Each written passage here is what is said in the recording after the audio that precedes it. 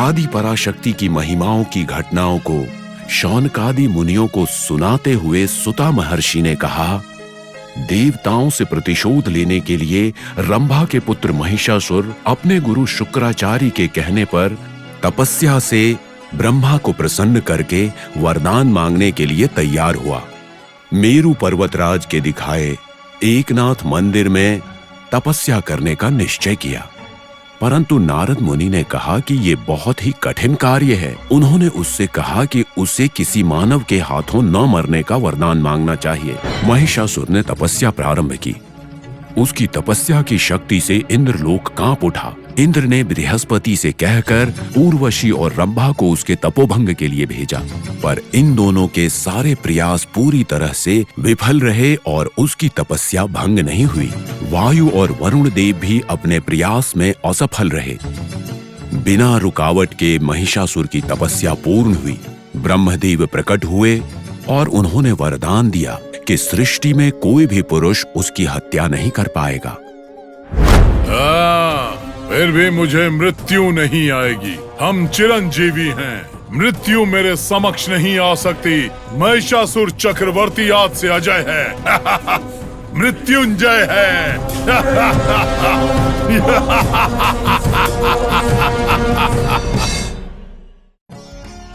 नारायण।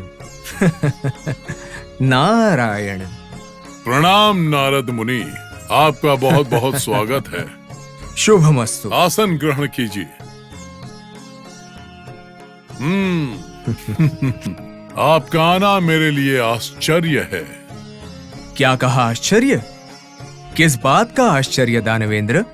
आमंत्रित ना होने के पश्चात भी आप बिना आज्ञा कहीं भी जा सकते हैं, पर मेरे लिए अनुमति मांग रहे हैं। चमत्कार हो गया नारद। इसमें चमत्कार की क्या बात है दानवराज? जिस महिषासुर को मैं जानता था वो तो सिर्फ एक दानव वीर थे, लेकिन वरदान पाने वाला ये महिषासुर एक सामान्य वीर नहीं, सर्वशक्ति संपन्न है। अगर एक तरह से देखा जाए तो मृत्यु को जीतने वाला महावीर है। एक तरह से नहीं नारद, हर तरह से, हर रूप में ये महिषासुर मृत्युंजय है। इसमें कोई शक है बंधु? नारद जी, आपका ये संबोधन मुझे चिंता में डाल रहा है। कहीं ये अपनापन है या फिर उपहास उड़ा रहे हैं? मुझे आपसे यही समस्या है महिषासुर। हमें लगता है कि आपके पास सींग है, लेकिन हृदय नहीं और ना ही भावना। अब इसे ही ले लीजिए।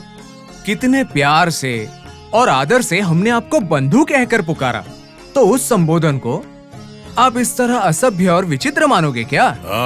ये माया से भरी बातें छोड़िए। वो मायावी महेंद्र और उसकी जाति के सभी लोग पर ना कभी विश्वास था और ना करूंगा। देवेंद्र के पक्षपात में होने वाले तुम देवेंद्र के विरोधी यानी मुझे बंधु कहकर बुला रहे हो। रुकिए दानवेंद्र, मैं आपका शक समझ सकता हूँ। मैं तो ब्रह्मा का मानस पुत्र हूँ और आप घोर तपस्या करके विधाता को प्रसन्न करके वरदान प्राप्त करने वाले ब्रह्मवर पुत्र हैं। उस तरह से देखा जाए तो हम दोनों एक दूसरे के बंधु ही हुए ना, इसीलिए आपको बंधु पुकारा। इसमें कोई माया तो नहीं छुपी है आपकी? नारायण नारायण, आप तो मेरे बंधु जैसे हैं। मैं चारों लोकों में घूमता हूँ, 4 लोगों से मिलता भी हूँ, चारों लोगों का समाचार जानता हूँ। मेरे पास जो समाचार है वो आपके जानने पर आपको कोई उपयोग होगा सोचकर वो बात बताने के लिए आया हूँ, बस उतना ही, और मेरा कोई उद्देश्य नहीं है। अगर आप नहीं चाहते तो मुझे बता दीजिए, बिना कुछ कहे मैं यहाँ से चला जाता हूँ। हाँ, ऐसा नहीं है नारद मुनि। स्त्री के अलावा किसी पुरुष के हाथों मुझे मृत्यु न पाने का वरदान आपके आदेश पर ही तो मांगा था। उस सद्भावना से ही तो आज मैंने आपको प्रणाम किया है। क्या मैं आपके बारे में नहीं जानता? मैं आपके बारे में भली भांति जानता हूँ। नारद महामुनि जी, अगर आप गलत ना समझें, एक बात कहना चाहता हूँ। मैं गलत क्यों समझूंगा? आप तो मेरे अपने हैं, कोई पराये तो नहीं महिषासुर। अति शीघ्र मैं इंद्र और उसके देवताओं को उनके अधिकार से हटाकर देवलोक को दानव साम्राज्य का सामंत राज्य बनाऊंगा। हमारे साथ लड़ने के बाद अपना अधिकार खोकर जंगल के अलावा और कोई रास्ता ना रहने पर एक कोने में बैठकर रोने से अच्छा है मुझसे प्रार्थना करके मेरे शरण में आ जाएं। उस इंद्र से तो मैं श्रेष्ठ ही हूँ। ये तो आपका कहना है, पर वो भी घुमा फिरा कर यही बात कह रहे हैं जो अभी अभी आपने कही है। इतना अहंकार! मैं इसी क्षण उसको पराजित करूंगा और तुम्हें दिखाऊंगा। आप उतने तो ताकतवर हो, ये तो मैं मानता हूँ, लेकिन सामान्य लौकिक विषयों के बारे में तो आप मासूम ही हो दानवेंद्र। मैं और मासूम? और नहीं तो क्या। पराजित करके दिखाऊंगा, पराभूत करके दिखाऊंगा, उनके अधिकार से हटाऊंगा। ये सब कहना जरूरी है क्या? कहने में और प्रत्यक्ष करके दिखाने में कितना फर्क है, ये तो आप जानते ही है ना। आप तो कह रहे हैं कि करूंगा, करके दिखाऊंगा, लेकिन वो महेंद्र तो ना कहेगा ना करने की बात करेगा, लेकिन जो करना है वो करके ही दिखाएगा। मुझे आपकी बात समझ में नहीं आ रही है नारद। समझ ना पाने के लिए ये कोई देव रहस्य है क्या दानवेंद्र? आप तो युद्ध के विषय में बिना कुछ किए ही झिझक रहे हो, लेकिन वहां वो देवेंद्र आपसे युद्ध की तैयारी कर रहा है। मुझे जो कहना था मैंने कह दिया है, अब आगे आपकी मर्जी और उसका भाग्य। क्या तुम तैयार नहीं हो? उन अल्पों से युद्ध करने के लिए तैयारी करनी पड़ेगी क्या? उनका सामना करने में मैं सक्षम हूँ। उस झूठे इंद्र का अहंकार खत्म करके हर तरफ से मेरे चरणों में गिरने के लिए उन्हें विवश नहीं किया तो मेरा नाम महिषासुर नहीं। यही एक दानववीर के लक्षण हैं। विजयोस्तु महिषा राजा, दिग्विजयोस्तु। मुनींद्र, ये आप क्या कह रहे हैं? क्या सभी देवताओं के राजा अमरेंद्र के प्राण संकट में हैं? वो तो अमित पराक्रमी हैं, वज्र युद्ध संपन्न। देवेंद्र के प्राणों की रक्षा करनी है, ये आप क्या कह रहे हैं? मैं सच कह रहा हूँ माता। आपके पति भले ही वज्र युद्ध के संपन्न हैं, सभी देवताओं के राजा हैं, अष्टदिक्पालकों के अधिपति हैं और सर्वशक्तिमान हैं। पर एक निसहायक वीर की तरह, एक शौर्य के खोए हुए देवता की तरह युद्ध में पराजित होने का समय आ चुका है। आप सच कह रहा हूं देवी। आपके मन में चल रहे हर सवाल का मेरे पास एक ही जवाब है। जाने अनजाने में आपके पति के द्वारा की गई गलतियों का परिणाम भुगतने का समय अब आ चुका है। महर्षि, आप त्रिकालक हो, हमारा श्रेयोभिलाष हो। बिना क्रोधित हुए इस घटना का आप समाधान करें महर्षि। क्या बताऊं माता, हमेशा की तरह आपके पति ने तपस्या कर रहे रंभ और करंभ नाम के असुरों को अपनी चाल चलाकर मार डाला। उस रंभ का पुत्र ही महिषासुर है। अपने पिताजी और चाचा जी के मृत्यु की वजह बनने वाले महेंद्र को मारने के लिए। मुनींद्र। हाँ माता, इसीलिए उसने घोर तपस्या की है। विधाता के वरदान से अब वो किसी से न हारने वाला अपराजेय है। मृत्यु को जीतने वाला मृत्युंजय है वो। एक असुर को अमरता का वरदान, ये संभव नहीं। उसे किसी भी पुरुष के हाथों मृत्यु ना पाने का वरदान मिला है। महिषासुर वास्तव में कामरूप है। वरदान पाने के अहंकार से देवेंद्र को हराने के लिए सभी राक्षसों को इकट्ठा करके युद्ध की तैयारी कर रहा है। क्या आने वाली विपदा का देवेंद्र को पता नहीं है मुनींद्र? पता भी है तो अब हमारे हाथों में कुछ भी नहीं है। अब वो राक्षस राज बहुत ही क्रोधित हो चुका है। शुक्राचार्य की सलाह को मानकर समझौता करने के लिए एक दूत को भेजा भी था, किंतु संधि विफल हो गई। समझौता सफल होता अगर महेंद्र ने उन्हें एक और मौका दिया होता। जो भी हो, देवेंद्र का बर्ताव देव जाति का अपमान है और शर्म की बात है। आप तो हमेशा देवेंद्र की प्रशंसा करते हैं, परंतु आज उनके व्यवहार की निंदा। जब प्रशंसा करने की परिस्थिति नहीं है तो दूषित ही करना पड़ेगा ना, और नहीं तो क्या। जिस तरह भरी सभा में महेंद्र ने उस दूत का अवमान किया था, उससे किसी को भी गुस्सा आएगा।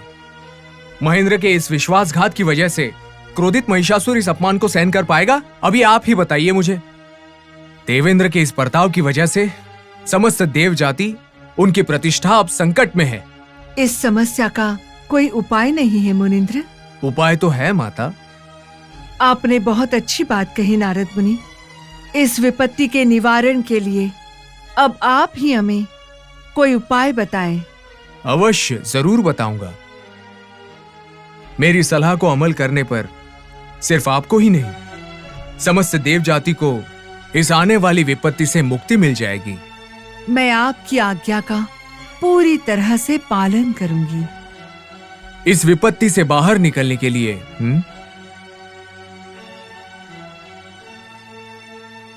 केवल इतना ही, इसके अलावा कोई उपाय नहीं। अब आप क्या करते हो क्या नहीं, आपके ऊपर निर्भर है। मेरा तो यही कहना है कि युद्ध को जीतने के लिए इंद्र की जगह इंद्र की सती होनी चाहिए। नारद मुनींद्र। हाँ माता, आपको ही जाना होगा। इंद्र क्रोध में आकर कुछ गड़बड़ कर देगा या फिर ज्वाला की तरह भड़क उठेगा। जब तक मेरी सलाह अमल नहीं होगी तब तक इस विपत्ति से बचना मुश्किल है। मुझे भय लग रहा है नारद मुनींद्र। माता सची देवी, भय लग रहा है या मन घबरा रहा है, ये कहने से क्या होगा? ये एक दैव कार्य है। आपको हिम्मत करनी ही चाहिए। जैसी आपकी आज्ञा मुनींद्र। शुभमस्तु। नारायण।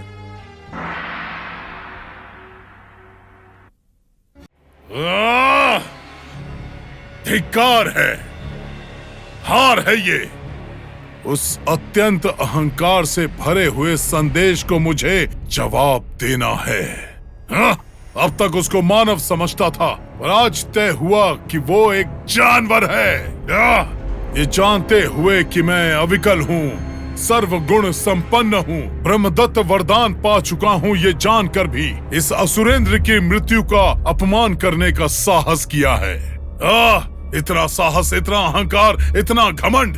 वो ढोंगी देवेंद्र मेरी शक्ति को नहीं जानता। वो शक्तिहीन इस महिषासुर का अपमान करेगा। मैंने मानव रूप धारण किया है तो वो मेरा अपमान करेगा।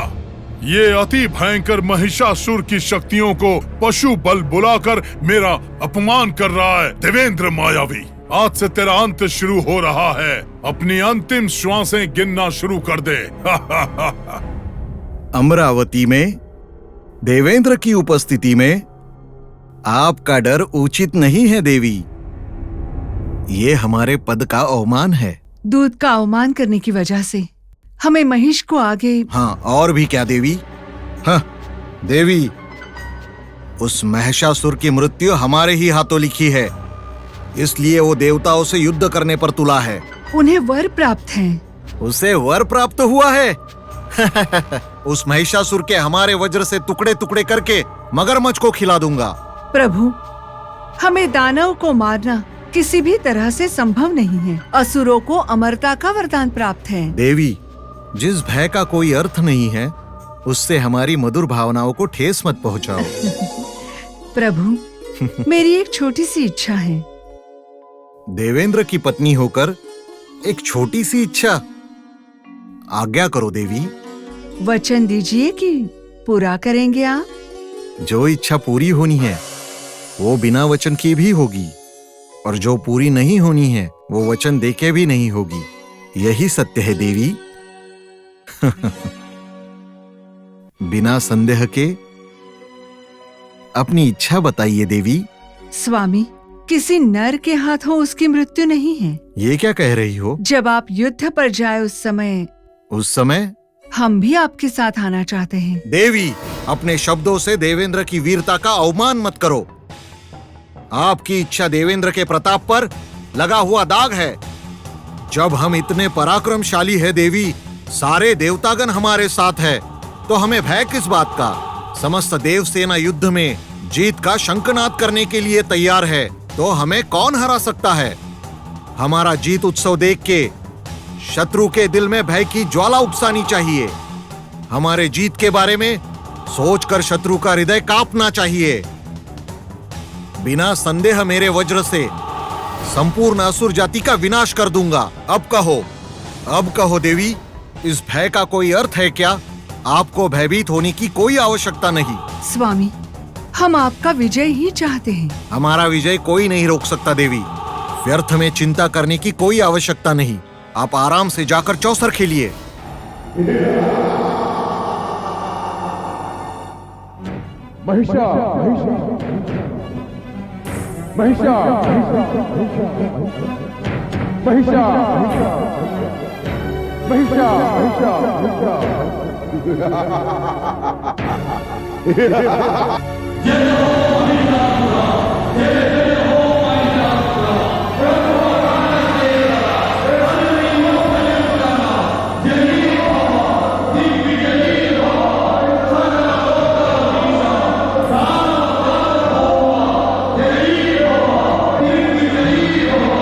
ब्रह्मदत्त वर प्रसाद लब्ध विजया तपोबला जय हो महिषासुरा जय हो दिग्विजय हो असुर शत्रु भयंकरा अमरावती नाद गर्वापहरा जय हो महिषासुरा जय हो दिग्विजय हो जय हो महिषासुरा जय हो जय जय हो दिग्विजय हो महिषासुरा जय हो जय जय हो। गुरुदेव को मेरा प्रणाम।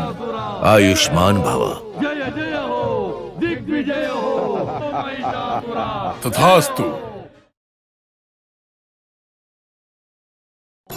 अपना अपना आसन ग्रहण कीजिए।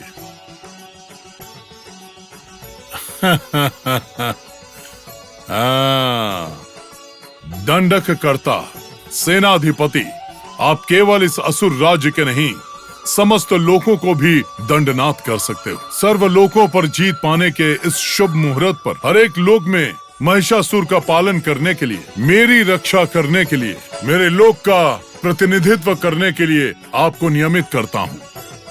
क्या कहते हैं गुरुदेव? आपके द्वारा लिया गया निर्णय सही है देवेंद्र।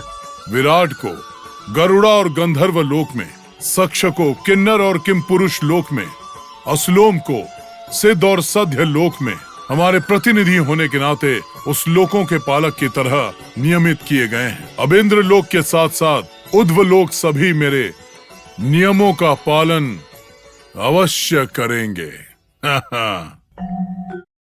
महावीर तम्रासुर, आपकी खामोशी का कारण? सम्राट, समस्त लोकों के ऊपर जीत पाने वाले आप, आपके स्मरण की जगह समस्त लोकों में ऋषि और मुनि अभी भी शिव और विष्णु का ही स्मरण कर रहे हैं। त्रिमूर्तियों के नाम की ही तपस्या कर रहे हैं प्रभु। ऐसा क्या? कितनी भी हिंसा करें, त्रिमूर्तियों का ही स्मरण कर रहे हैं प्रभु। आश्रम को क्षति पहुंचाने पर या यज्ञ भंग करने पर ये ऋषि मुनि उन त्रिमूर्ति को ही याद कर रहे हैं प्रभु। ओहो, चाहे हमारे प्राण चले जाएं, चाहे हमें कितने भी कष्ट दे लो, हम त्रिमूर्तियों के अलावा किसी और का जाप कदापि नहीं करेंगे। जब तीनों लोकों के रक्षक हमारी रक्षा के लिए तैयार हैं, तो किसी और रक्षक की क्या आवश्यकता, ऐसा कहकर अवमान कर रहे हैं आप। जब आपने मृत्यु को जीत लिया है, तो आप उन त्रिमूर्ति को भी जीतेंगे। तब तक हमें इन्हें सबक सिखाना होगा। त्रिमूर्तियों से जीतना?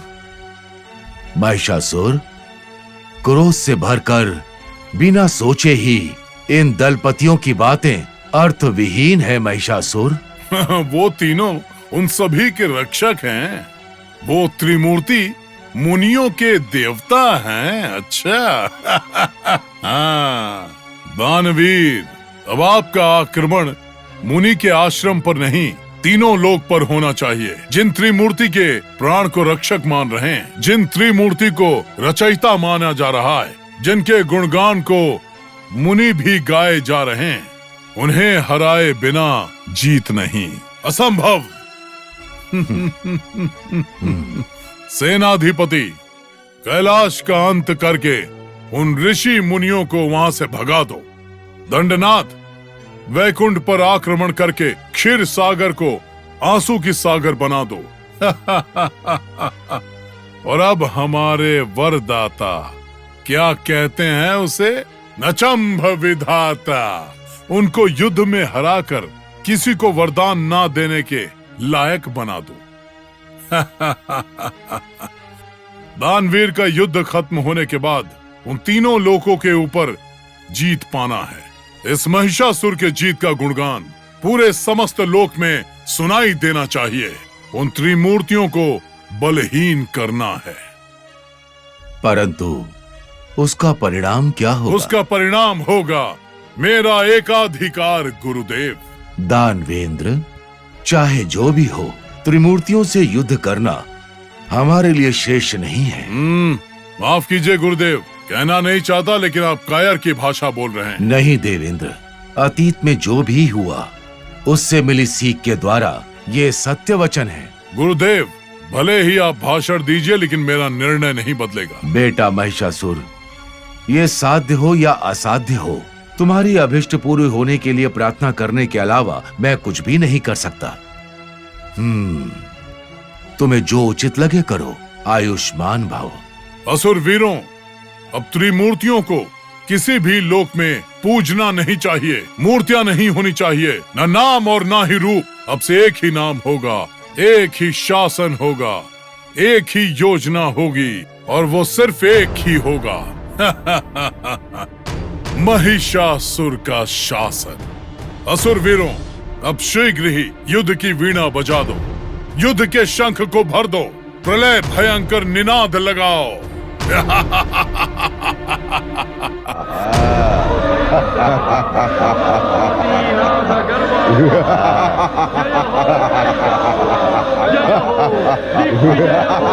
जय हो महिषासुरा, जय हो, जय जय हो, दिग्विजय हो। जय हो महिषासुरा, जय हो, जय जय हो, दिग्विजय हो। अच्छा, तो यहाँ छुपे हो, अपने निवास को छोड़कर, किसी को पता न चले ऐसी माया नगरी में छुपने से मैं आपको ढूंढ नहीं पाऊंगा, ये सोच रहे थे क्या?